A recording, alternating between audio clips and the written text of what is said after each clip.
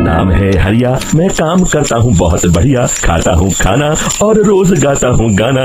अरे यार, आज तो बहुत देर हो गई। इस खतरनाक जंगल को देखकर तो मेरे हाथ पैर ठंडे हो गए हैं। अगर मैं वक्त पर गांव नहीं पहुंचा तो मालिक बहुत नाराज हो जाएंगे। तभी हरिया को एक आवाज सुनाई देती है। सुनिए हरि जी। अरे, ये आवाज किसने दी? तभी हरिया को सामने कुछ दूर एक औरत खड़ी दिखाई देती है। अरे भाई, ये औरत अकेली इतनी रात को इस जंगल में क्या कर रही है? चलकर पूछना पड़ेगा। फिर हरिया अपनी बैलगाड़ी उस औरत के सामने लाकर रोक देता है और उससे पूछता है। अरे सुनिए, आप इतनी रात को इस खतरनाक जंगल में अकेली क्या कर रही हैं? तभी वो औरत मीठी आवाज में कहती है। अरे हरु जी, आप आ गए। मैं कब से आपका इंतजार कर रही थी। वैसे तो यहाँ से काफी लोग गुजर चुके हैं, लेकिन मैं खास आपका इंतजार कर रही थी। अच्छा, तुम सच कह रही हो? मुझे तो यकीन नहीं हो रहा है। वो क्या है ना, आज तक किसी ने मुझसे इतने प्यार से बात नहीं की।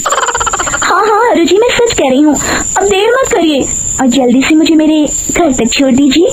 हाँ, कौन सी बड़ी बात है, अभी छोड़ देता हूँ। आप मेरे पीछे बैलगाड़ी में बैठ जाइए और मुझे रास्ता बताते चलिए। फिर वो औरत हरिया की बैलगाड़ी में बैठ जाती है और हरिया बैलगाड़ी हाँकता हुआ आगे चल पड़ता है। फिर उस औरत के बताए हुए रास्ते पर चलते चलते हरिया बैलगाड़ी लेकर एक काली गुफा के आगे आकर रुक जाता है। हरिया उस औरत से पूछता है। हाँ देवी जी, आपका घर कहाँ है?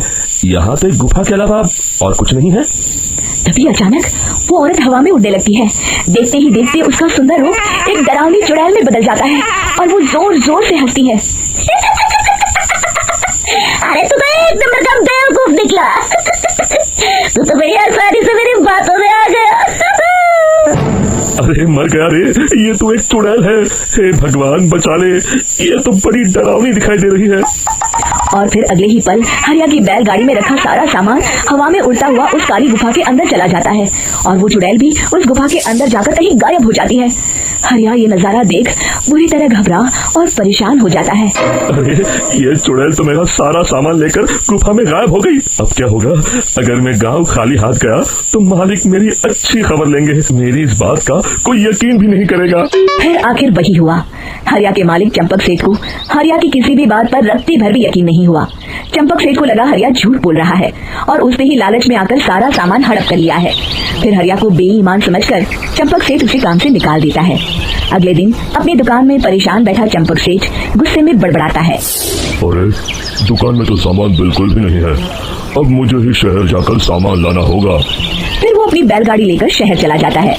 शहर से सामान लेकर जब चंपक सेठ वापस गांव लौट रहा होता है, तभी उसे एक आवाज सुनाई देती है। चंपक जी, ओ चंपक जी।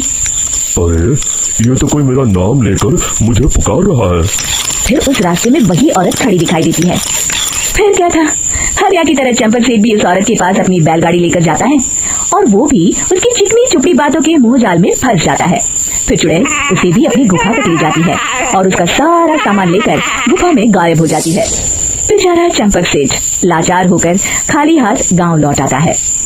फिर ये उस जंगल में रोज की बात हो जाती है। जो कोई भी शहर से कुछ लेकर गांव की तरफ लौटता, वो चुड़ैल उसे बेवकूफ बनाकर उसका सारा सामान लेकर गुफा में गायब हो जाती। एक दिन हरिया एक लकड़हारे को उसी जंगल की तरफ जाते हुए देखता है। फिर हरिया उसे रोकते हुए कहता है। अरे भाई, क्यों अपनी मौत को दावत दे रहे हो? मेरी बात मानो, आगे जंगल में मत जाओ। वहाँ एक बड़ी भयानक चुड़ैल रहती है। लकड़हारा हरिया की बातों को नजरअंदाज करते हुए कहता है। अरे भाई, मुझे पहले ही बहुत देर हो चुकी है। मुझे जाने दो भाई, शाम तक लकड़ियाँ काट कर शहर के बाजार में बेचना है। तुम अपनी ये कहानी किसी फुर्सत में बैठे इंसान को सुनाओ, मैं तो चला। इतना कहकर लकड़हारा वहाँ से आगे जंगल की तरफ चला जाता है। फिर अगले दिन गांव के मुखिया के घर के बाहर बहुत सारे लोग जमा हो जाते हैं। तभी हाथ में कुल्हाड़ी लिए खड़ा लकड़हारा कहता है। अरे मुखिया जी, अब आप ही हमें बचाइए उस जंगल वाली चुड़ैल से। हमारा सारा काम तो शहर से ही होता है। अरे मुखिया जी, उस चुड़ैल की वजह से तो मैं पूरी तरह बर्बाद हो गया हूँ। हम सबको मिलकर उस चुड़ैल का कोई इलाज करना पड़ेगा। तभी भीड़ में खड़ा बीरा कहता है। आप लोग चिंता मत करिए, कल से वो चुड़ैल किसी को नहीं लूट पाएगी। मेरे पास एक बहुत अच्छी तरकीब है। तभी चंपक सेठ उसका मजाक उड़ाते हुए कहता है। अरे तेरा नाम बीरा है तो क्या हुआ? तूने अभी उस चुड़ैल को देखा नहीं है? जाकर अपना काम कर, बड़ा आया। तब मुखिया जी कहते हैं, नहीं नहीं चंपक सेठ, मुझे लगता है हमें इस लड़के को एक मौका देना चाहिए। फिर सभी गांव वाले मुखिया जी की बातों से सहमत हो जाते हैं और वीरा शाम को एक बैलगाड़ी में कुछ सामान लादकर उस जंगल की ओर चल देता है। वीरा, ओ वीरा, कहाँ जा रहा है? तभी वीरा मुड़ के देखता है, वही चुड़ैल एक औरत के रूप में खड़ी है। अरे बहन जी, मैं आपको ही ढूंढ रहा था। देखिए मैं आपके लिए क्या लाया हूँ। अरे वाह, तू खुद मेरे लिए इतना सामान लाया है। तू ही अकेला गाँव में समझदार है। जरा देखो, मैं भी खोल के बड़े भूख लगी। जैसे ही चुड़ैल उस सामान पर से कपड़ा हटाती है, एक भगवान शिव की तेज रोशनी उसके अंदर मूर्ति से निकलती है और चुड़ैल अपने असली रूप में आकर जलने लगती है। अरे मैं चल रही हूँ, बचाओ! बचाओ! ओम नमः शिवाय, बचाइए! देखते ही देखते वो चुड़ैल राख के साथ उड़ जाती है और सभी गांव वाले भी वहां जाते हैं। शिक्षा बुराई पे सदा अच्छाई की ही जीत होती है।